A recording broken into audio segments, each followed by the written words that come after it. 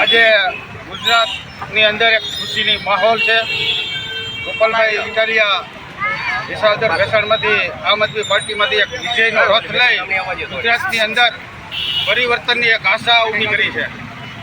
ખાસ કહેવાનું એ છે કે જેતપુર ધારના ધારાસભ્ય વિસાવદર ભેસાણની અંદર એક પ્રભારી તરીકે ગયા હતા અને એના વક્તવ્યની અંદર એ એવું કહેતા હતા કે 19 તારીખે આમ આદમી પાર્ટીના ગોપાલભાઈ ઇટાલિયા એમની દુકાન બંધ કરીને વહી જાય, પણ 20 તારીખે તો ગોપાલભાઈ ઇટાલિયા વિસાવદરના મોણપરી ગામની અંદર રાત્રે સભા લેતા હતા.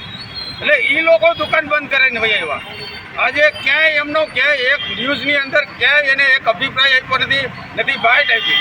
અને જયેશભાઈજી વરાજો લઈને નીકળ્યા હતા ને, એ તો એક મોટો ભ્રષ્ટાચારી હતો. બેંકના કૌભાંડો કર્યા હતા, ખેડૂતોને આપઘાત કરવા મજબૂર કરાવ્યા હતા. આવા અનેક ભ્રષ્ટાચારોથી ઘેરાયેલો હતો કિરીટ પટેલ. એટલે આજે 23 તારીખે જૂનાગઢની અંદર વિધાનસભા વિસાવદર ભેસાણની અંદર એમની દુકાન બંધ થઈ ગઈ છે. એ પછી ક્યાંય જોવા મળ્યા નથી, અત્યારે ક્યાંય દેખાતા નથી.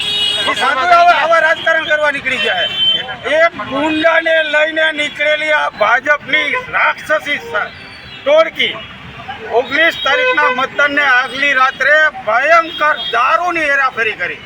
કોંગ્રેસના ગુંડાઓ અને કોંગ્રેસના આગેવાનો, આમ આદમી પાર્ટીના અમારા તાલુકા પ્રમુખો, મહામંત્રીઓને 2 લાખની લાંચ દેતા રંગે હાથે ઝડપાઈ ગયા. એનું વિસાવદર ભેસાણની પબ્લિકે જડબાતોડ જવાબ આપ્યો છે. 5000ની અંદર એ વોટિંગ પૂરું થઈ ગયું કોંગ્રેસનું. એટલે આજે ગુજરાતની અંદર ફરીથી પરિવર્તનની આશા જાગી છે.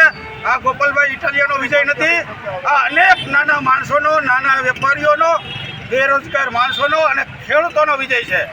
અને આવું જ ગોપાલભાઈ ઇટાલિયા ખુદ એના વક્તવ્યમાં કહે છે. જય હિન્દ, અસ્તુ.